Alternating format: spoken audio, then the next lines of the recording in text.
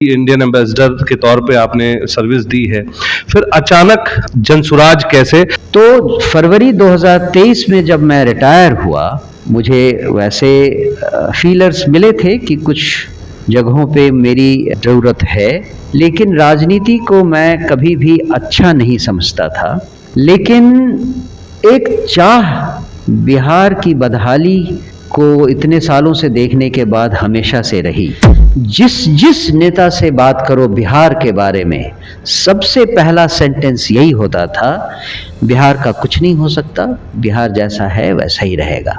इन्हीं दिनों जब प्रशांत किशोर की बातों को सुनने का मौका मिला एक टेलीविज़न इंटरव्यू के जरिए, तो पहली बार लगा कि कोई तरीका है जिससे कि बिहार में बदलाव आ सकता है। प्रशांत जी तो चलिए ठीक है, कभी एडमिनिस्ट्रेशन में नहीं रहे, लेकिन आप तो एडमिनिस्ट्रेशन में रहे। आपको खुद नहीं लगा कि मैं एक पार्टी चल के आगे करूं और इसको आगे ले जाऊं? पार्टी खड़ी करने से पहले बिहार में ज़रूरत थी एक मूवमेंट खड़ा करने का। बहुत बार सोचा कि किसी एनजीओ के साथ जुड़ूं, लेकिन फिर उनका जो रीच है बहुत छोटा है। इसीलिए जनसुराज अभियान का जब पता चला और इनके सिद्धांतों के बारे में पता चला, तो यही लगा कि अगर मैं शुरू करता तो ऐसा ही करता। फिर उनका कंपैरिजन अरविंद केजरीवाल से किया जाता है कि वो भी सपना दिखाया उन्होंने और आज क्या स्थिति है। नायक में जो बातें हुई वो एग्जाम्पल के तौर पे ली जा सकती हैं। जो डायमेंशंस चाहिए बिहार में सही बदलाव लाने के लिए, वो एक फिल्म में कैप्चर नहीं हो सकता। अरविंद केजरीवाल एक आंदोलन से निकले हुए आदमी हैं और प्रशांत किशोर ने शुरू से ही ये कहा है कि किसी भी आंदोलन से कोई भी स्थायी बदलाव संभव नहीं है। एक बात का अंतर मैं आपको बता दूं। सर, 2.5 साल से आपका ये जनसंपर्क अभियान चल रहा है, इसलिए सवाल आता है कि क्या उम्मीद कर रहे हैं 243 में? किसी भी चुनाव में आम जनता को बताने के लिए चुनाव चिन्ह की जरूरत पड़ती है। हमारी पार्टी को 1 नवंबर 2024 को चुनाव चिन्ह मिला। बस 10 दिनों का समय था। 11 नवंबर को वो प्रचार खत्म हो गया। बीच में दिवाली आई, छठ भी आया।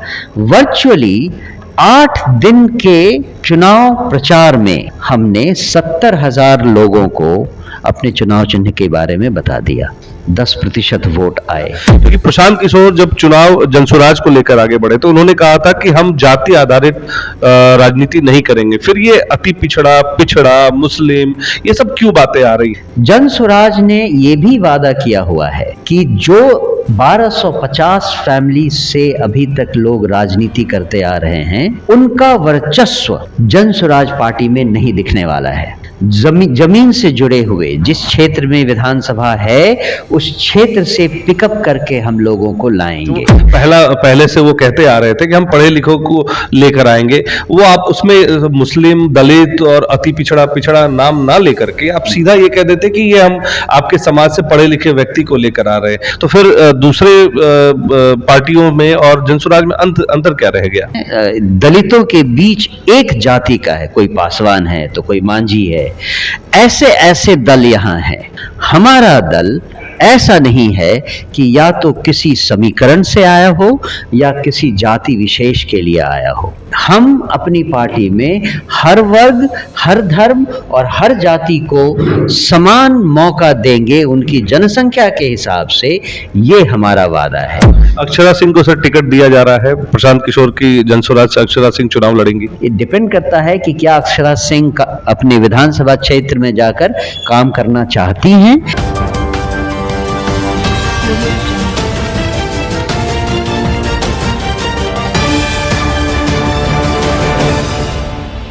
नमस्कार, आप देख रहे हैं BMW न्यूज़ बिहार और मैं हूं आपके साथ अभिषेक।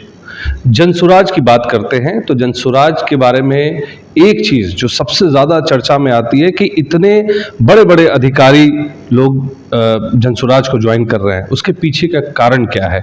लोग क्यों इतना जागरूक हो रहे हैं जनसुराज की बातों से? इतना अवेयरनेस वो लोग घर घर जाके फैला रहे हैं, उसको लेकर ऐसा क्या है कि जनसुराज की बातें प्रभावित कर रही हैं? आइए इन सभी मुद्दों पर हमारे साथ आज बात करने के लिए जनसुराज के पार्टी प्रेसिडेंट हमारे साथ मनोज भारती जी जुड़ रहे हैं। मनोज भारती जी, बहुत बहुत धन्यवाद, आपका कीमती समय मिलने के लिए। और जहाँ तक हमें पता है आप इंडियन एम्बेसडर के तौर पे आपने सर्विस दी है, फिर अचानक जनसुराज कैसे, सबसे पहले थोड़ी अपनी जर्नी बताएं, कैसे आपने यूपीएससी क्रैक किया, फिर उसमें गए और फिर जनसुराज तक आएंगे। धन्यवाद। आपके दर्शकों को भी मेरी शुभकामनाएं। मेरा जन्म दरभंगा में हुआ। मेरे माता पिता मधुबनी डिस्ट्रिक्ट और दरभंगा डिस्ट्रिक्ट के रहने वाले हैं और थे। 10 साल की उम्र से मैं नेतरहाट स्कूल में था। 7 साल नेतरहाट में रहकर फिर आईआईटी कानपुर में गया इलेक्ट्रिकल इंजीनियरिंग के लिए 1980 में। आईआईटी करने के बाद मैंने आईआईटी दिल्ली से एमटेक की पढ़ाई की थी, लेकिन मैंने एमटेक को पूरा नहीं किया। उसी दौरान मैंने यूपीएससी का एग्ज़ाम दिया। पहले मैं रेलवेज में था और 1988 बैच में मैं इंडियन फॉरेन सर्विस में आ गया। भारतीय विदेश सेवा में उस समय पूरे बैच में केवल 10 लोग हुआ करते थे। उसके बाद से मेरी जर्नी जो शुरू हुई तो तेहरान, फिर हॉलैंड, उसके बाद वापस इंडिया, फिर नेपाल, टर्की, म्यांमार वगैरह होते हुए, जहाँ पे मैंने विभिन्न पदों पर भारतीय राजदूतावासों में काम किया। 2011 में मैं भारत का राजदूत बनकर बेलारूस गया और 2015 में भारत का राजदूत बनकर यूक्रेन गया। 2018 में मैं वापस जब इंडिया आया तो मैं एडिशनल सेक्रेटरी था विदेश मंत्रालय में, पहले इकोनॉमिक डिप्लोमेसी के लिए, फिर एडमिनिस्ट्रेशन में, और फिर मैं सेक्रेटरी रैंक पर भी आया, looking after administration in the ministry of external affairs. 2021 में मैं अपनी last posting Indian ambassador to Indonesia बनकर गया और इंडोनेशिया में होते हुए ही तिमोर लेस्ते नाम के एक कंट्री का मैं कंकरेंटली एक्रेडिटेड एम्बेसडर भी था। अब वहाँ एक नया एम्बेसडर हो गया है, उस समय वो इंडोनेशिया में अपना एम्बेसडर ही देखते थे। तो फरवरी 2023 में जब मैं रिटायर हुआ,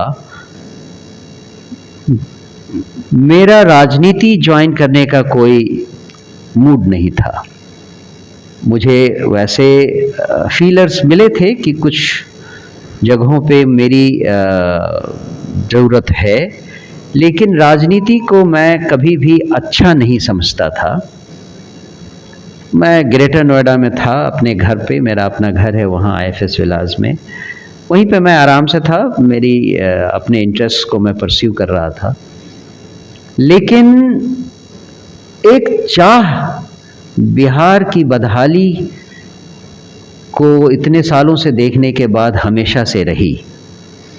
वो ये कि बिहार में जो व्यवस्था है उस समय या जो थी, वो दिल को बहुत कचोटती थी। हम तो केवल बिहार के अलावा दूसरे राज्यों ही में नहीं, दूसरे देशों में भी रह चुके थे। और आपने जैसा देखा, जैसा मैंने कहा, हॉलैंड के अलावा शायद कोई भी ऐसा देश नहीं था जो विकसित देशों में नाम लिया जाए। बाकी सब विकासशील देश थे। और सबसे बड़ा एग्जाम्पल तो इंडोनेशिया का है, जो कि हमसे नीचे है पर विकासशील देश है। इन सारे देशों में जो कंडीशन ग्राउंड लेवल की थी, उससे कहीं बदतर हालत बिहार की थी। और ये चाह कि बिहार में कुछ बदला जाए हमेशा से रही, लेकिन जो एग्जिस्टिंग पॉलिटिकल सिस्टम था उससे किसी और ड्रामेटिक चेंज की उम्मीद नहीं थी। कोई भी पॉलिटिकल पार्टी अगर कुछ काम करती तो वो इंक्रीमेंटल चेंज ही बात करती थी, और ये तो निश्चित ही था कि बिहार में इंक्रीमेंटल चेंज से कुछ होने वाला नहीं था। क्या किया जाए, कैसे किया जाए, इसका रास्ता किसी के पास नहीं था। दिल्ली में रहते हुए बहुत सारे हमारे दोस्त थे जो कि विभिन्न राजनीतिक दलों से संबंधित थे, बिहार के भी, बिहार के बाहर भी। जिस नेता से बात करो बिहार के बारे में, सबसे पहला सेंटेंस यही होता था, बिहार का कुछ नहीं हो सकता, बिहार जैसा है वैसा ही रहेगा। ये बातें दिल में बहुत दर्द पैदा करती थी। इन्हीं दिनों जब प्रशांत किशोर की बातों को सुनने का मौका मिला एक टेलीविज़न इंटरव्यू के जरिए, तो पहली बार लगा कि कोई तरीका है जिससे कि बिहार में बदलाव आ सकता है। तरीका बहुत लंबा है और मुश्किल भी है, लेकिन अगर एक ईमानदार कोशिश की जाए तो जुड़ने में कोई हर्ज नहीं है। यही सोचकर प्रशांत जी से जुड़ा, बाकी तो आपके सामने है। सर, अभी आपने कहा कि पहले आप राजनीति में नहीं आना चाहते थे। आप खुद भी भारतीय राजनीति को करीब से देखें, चाहे वो एम्बेसी में रहते हुए देखा हो, चूंकि आपने भी कभी ना कभी वो फेसेस किया ही होगा। आप प्रशांत किशोर के साथ जुड़े, कभी आपके ख्याल मन में नहीं आया कि मैं खुद ही एक एस्टैब्लिश करूं, क्यों प्रशांत किशोर के साथ जा रहा हूं, मेरे साथ तो अचीवमेंट है, मेरे साथ वो पावर है, वो मैं उन चीजों से अवगत हूं। प्रशांत जी तो चलिए ठीक है, कभी एडमिनिस्ट्रेशन में नहीं रहे, लेकिन आप तो एडमिनिस्ट्रेशन में रहे। आपको खुद नहीं लगा कि मैं एक पार्टी चल के आगे करूं और इसको आगे ले जाऊं? नहीं, एक पार्टी खड़ी करने से पहले बिहार में जरूरत थी एक मूवमेंट खड़ा करने का। नहीं तो मूवमेंट तो आप भी अलग से अपने लिए भी कर सकते थे, आप अपनी तरफ से भी कर सकते थे। मैं इतना ज़्यादा अपने आप को क्रेडिट नहीं दूंगा कि मैं इतने बड़े मूवमेंट के लिए तैयार था। मुझे ज़रूरत थी इस बात की कि मैं किसी मूवमेंट के साथ जुड़ जाऊं। बहुत बार सोचा कि किसी एनजीओ के साथ जुड़ूं, लेकिन फिर उनका जो रीच है बहुत छोटा है और उसमें मुझे बहुत ज़्यादा रुचि नहीं आई। खुद कुछ ऐसा किया जाए, इसके लिए जो एनर्जी, जो विजन, जो संसाधन की ज़रूरत थी, उसको मैं अपने पास नहीं पा रहा था। इसीलिए जनसुराज अभियान का जब पता चला और इनके सिद्धांतों के बारे में पता चला, तो यही लगा कि अगर मैं शुरू करता तो ऐसा ही करता। इसीलिए मुझे एक रेडीमेड प्लेटफॉर्म मिला जिसको मैंने ज्वाइन करना उचित समझा। और हर आदमी अगर अपनी अपनी ही बात शुरू कर दे तो फिर तो कोई मूवमेंट बनेगा नहीं। एक ऐसे मूवमेंट के लिए, स्पेशली सोशल मूवमेंट के लिए, हर व्यक्ति को एक ऐसी सोच रखनी होगी कि लाइक माइंडेड पीपल के साथ मिलकर आगे बढ़ा जाए। और उसमें ज़रूरी है इस बात का कि कुछ एडजस्टमेंट, कुछ सैक्रिफाइसेस, कुछ कॉम्प्रोमाइजेस होने चाहिए, तभी ये मूवमेंट आगे बन सकता है। बहुत सारे लोग कहते हैं कि जैसे एक समय में पिक्चर आई थी अनिल कपूर जी की नायक पिक्चर, उस तरह के ही रोल में प्रशांत किशोर नजर आ रहे हैं बिहार में, बिहार के लिए। फिर उनका कंपैरिजन अरविंद केजरीवाल से किया जाता है कि वो भी सपना दिखाया उन्होंने और आज क्या स्थिति है। क्या बिहार में प्रशांत किशोर जी के साथ इस तरह का माहौल देखने को मिल रहा है, या ऐसा ही कुछ होगा, सपना ही दिखा रहे हैं, या वाकई में वो धरातल पे आएगा? सबसे पहली बात तो नायक फिल्म की करें। Films are always exaggeration of an idea, और नायक में जो बातें हुई वो एग्जाम्पल के तौर पे ली जा सकती हैं। उनको ग्राउंड पे कैसे इम्प्लीमेंट किया जाए, उसमें क्या क्या कॉम्प्लिकेशंस होती हैं, इसको एक प्रैक्टिकल आदमी ही समझ सकता है। लोगों को लुभाने के लिए, लोगों को एक मैसेज देने के लिए ये फिल्म सही है, लेकिन ग्राउंड रियलिटी उससे बहुत अलग होती है। और बिहार में बदलाव लाने की बहुत सारे डायमेंशंस हैं। अगर उसके बारे में बात हुई तो हम बाद में बात करेंगे, लेकिन जो डायमेंशंस चाहिए बिहार में सही बदलाव लाने के लिए, वो एक फिल्म में कैप्चर नहीं हो सकता। दूसरी बात, प्रशांत किशोर जी क्या हैं, क्या वो केजरीवाल बनने वाले हैं, दूसरे केजरीवाल बनने वाले हैं, या जन स्वराज पार्टी का क्या हश्र होने वाला है, इन सब के लिए आपको एक बात समझना होगा।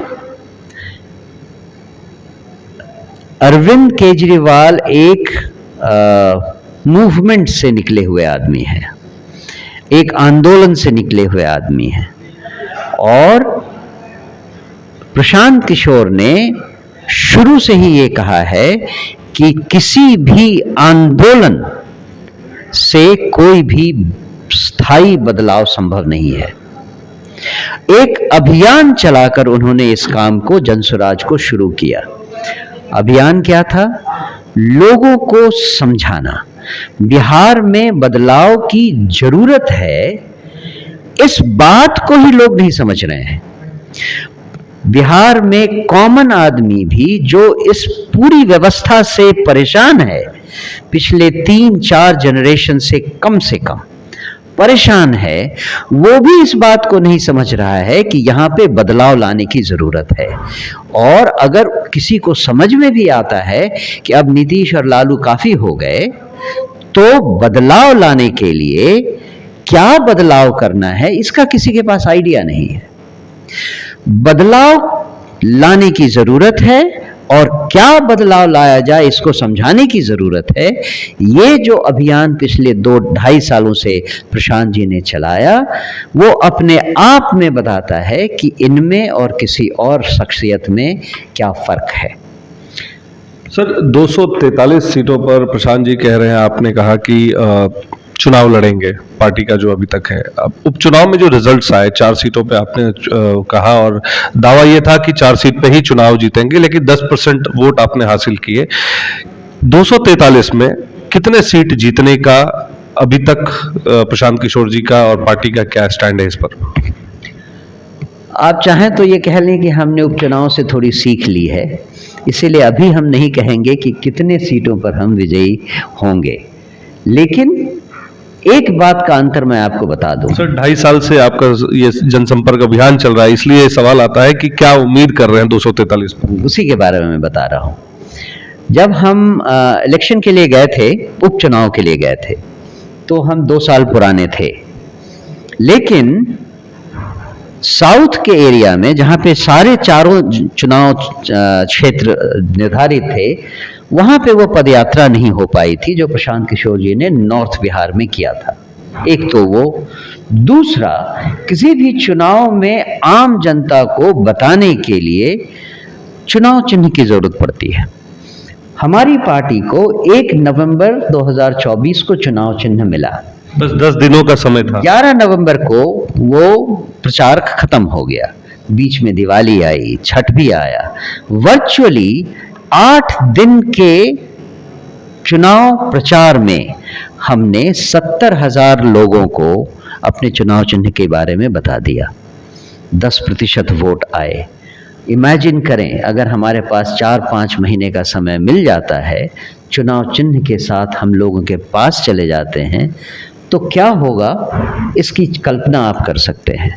मुझे पूरा भरोसा है कि हम आगे आने वाले 6 महीनों में चुनाव चिन्ह के साथ इतने लोगों तक पहुंच जाएंगे कि आपको जनता की आवाज इस चुनाव के बाद अपने आप सुनाई देने लगेगी। एक आखिरी सवाल लेंगे, क्योंकि बिहार में जातिवाद एक बहुत बड़ा मुद्दा है, पलायन बड़ा मुद्दा है।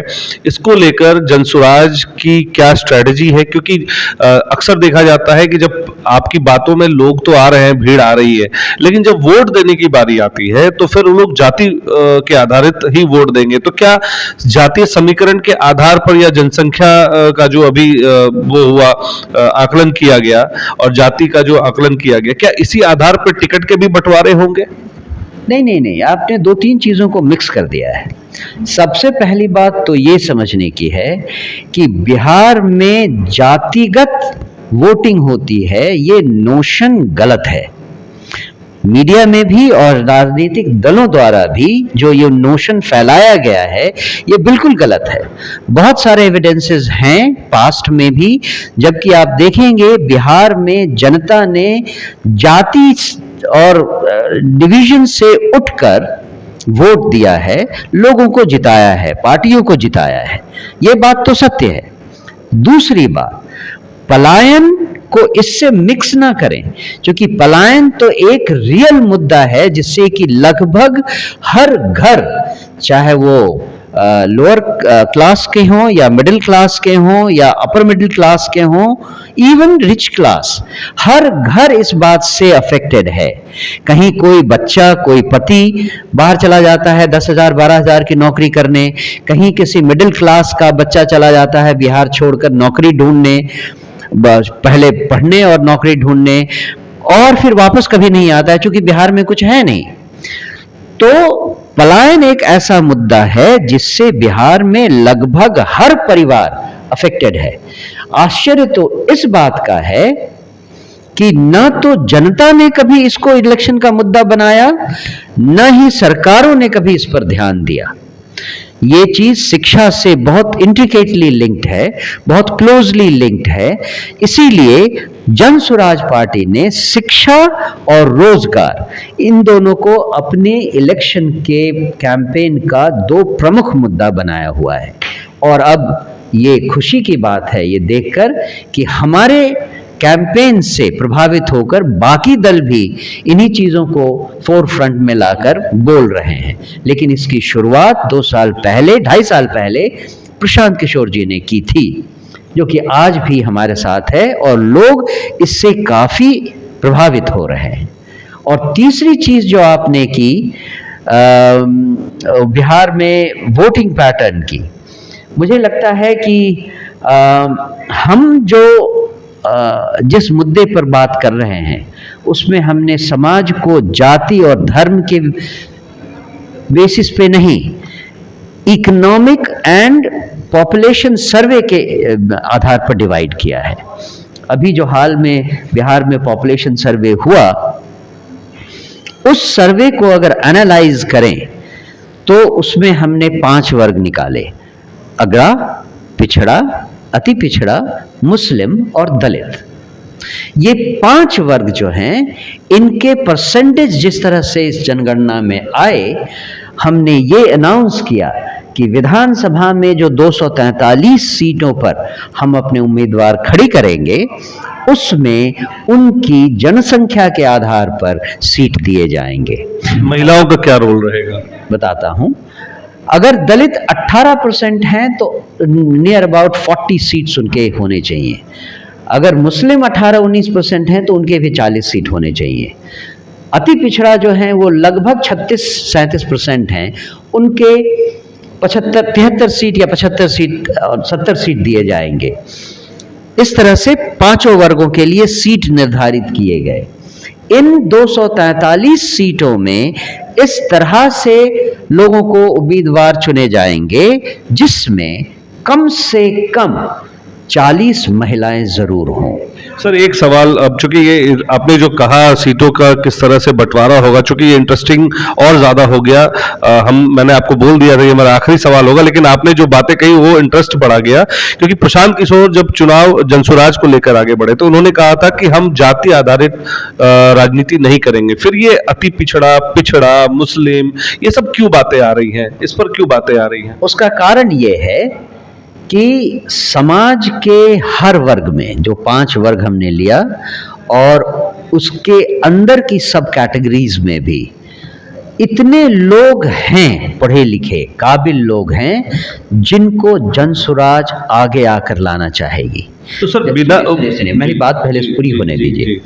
जनसुराज ने ये भी वादा किया हुआ है कि जो 1250 फैमिली से अभी तक लोग राजनीति करते आ रहे हैं, उनका वर्चस्व जनसुराज पार्टी में नहीं दिखने वाला है। जमीन से जुड़े हुए, जिस क्षेत्र में विधानसभा है उस क्षेत्र से पिकअप करके हम लोगों को लाएंगे। सर्वे के बाद पता चला कि हर विधानसभा क्षेत्र में, हर वर्ग में इतने पढ़े लिखे और काबिल लोग हैं कि उनको रिप्रेजेंटेशन मिलनी चाहिए। तो सर आप ये भी तो कह सकते थे कि हम पढ़े लिखे लोगों को, जो पहले से वो कहते आ रहे थे कि हम पढ़े लिखों को लेकर आएंगे, वो आप उसमें मुस्लिम, दलित और अति पिछड़ा पिछड़ा नाम ना लेकर के आप सीधा ये कह देते कि ये हम आपके समाज से पढ़े लिखे व्यक्ति को लेकर आ रहे हैं। इसमें फिर मुस्लिम और ये नाम लेने की जरूरत क्यों पड़ी? तो फिर दूसरे पार्टियों में और जनसुराज में अंतर क्या रह गया? अंतर ये रहा कि आप बहुत सारी पार्टियों को देख लें, वहाँ टेक्निकली और इफेक्टिवली वो लोग कुछ जातियों पर अपना वोट बैंक फिक्स करते हैं। किसी का MY समीकरण है, किसी का अगड़ा समीकरण है, किसी का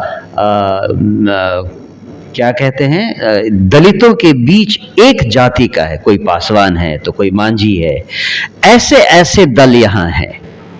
हमारा दल ऐसा नहीं है कि या तो किसी समीकरण से आया हो या किसी जाति विशेष के लिए आया हो। हम अपनी पार्टी में हर वर्ग, हर धर्म और हर जाति को समान मौका देंगे उनकी जनसंख्या के हिसाब से, ये हमारा वादा है। जरूरी था। अक्षरा सिंह को सर टिकट दिया जा रहा है, प्रशांत किशोर की जनसुराज से अक्षरा सिंह चुनाव लड़ेंगी? हमें नहीं मालूम, वो तो जनता डिसाइड करेगी। आप प्रेसिडेंट हैं सर, वो तो जनता डिसाइड करेगी। हमारे यहाँ शायद आपको मालूम हो कि जो उम्मीदवार चुनने की प्रक्रिया है वो प्रखंडों से शुरू होती है। हर विधानसभा क्षेत्र में हमने उम्मीदवारों की लिस्ट मांगी है और लोगों से कहा है कि आप रजिस्टर कीजिए अगर आप उम्मीदवार बनना चाहते हैं जनसुराज पार्टी से। मान लीजिए किसी विधानसभा क्षेत्र में 10 प्रत्याशी हैं, उन 10 को पहले प्रखंड लेवल पे हमारे जो अधिकारी हैं वो मूल्यांकन करेंगे, उनमें से कौन हैं जो कि समाज में प्रतिष्ठित लोग हैं, काबिल लोग हैं, लोग उनको जानते हैं और वो हमारे प्रतिनिधि बनने लायक हैं।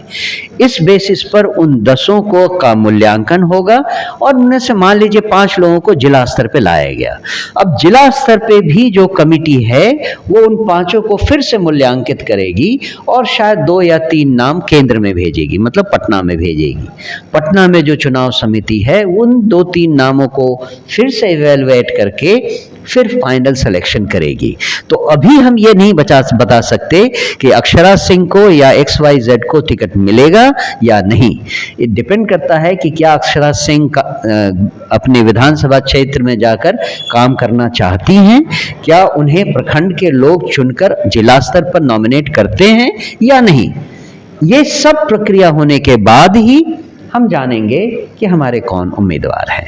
बहुत बहुत धन्यवाद सर हमसे बात करने के लिए। तो देखा, मनोज भारती जी ने कहा कि असली नायक प्रशांत किशोर जी होने वाले हैं बिहार के, लेकिन जिस तरह से नायक इन्होंने, सर ने कहा एक बड़ी चीज जो मैं आप लोगों को एक बार बताना चाहूंगा, जैसे नायक पिक्चर में एक डायलॉग दिया था अनिल कपूर ने अमरीश पुरी को कि मुझे एक दिन का आपने CM बना के आपने पूरे 25 वर्षों का एक्सपीरियंस मुझे दे दिया, इस तरह का एक डायलॉग था। तो ठीक उसी प्रकार प्रशांत किशोर को जनता जिस तरह से अपने बीच 2.5 सालों से देख रही है, वो 250 साल का एक्सपीरियंस लेकर आ रहे हैं जनसुराज में, और देखना यह होगा कि प्रशांत किशोर जो कनेक्ट कर रहे हैं लोगों से वो वोट में कितना तब्दील होता है। रही बात अक्षरा सिंह को लेकर जो गहमा-गहमी चल रही थी, अभी उस पर विराम लगा है, क्योंकि जनता की तरफ से ही जो चुनाव होगा उसके बाद ही उनका नंबर आएगा कि वो चुनाव लड़ेंगी या नहीं लड़ेंगे। फिलहाल आपको ये इस खबर पे क्या टीका टिप्पणी करनी है, आप कमेंट के माध्यम से अपनी बातें रख सकते हैं और बने रहे BMW न्यूज बिहार के साथ। मैं रिया, कैमरा पर्सन रिया के साथ कुमार अभिषेक, पटना से BMW न्यूज बिहार के लिए। धन्यवाद।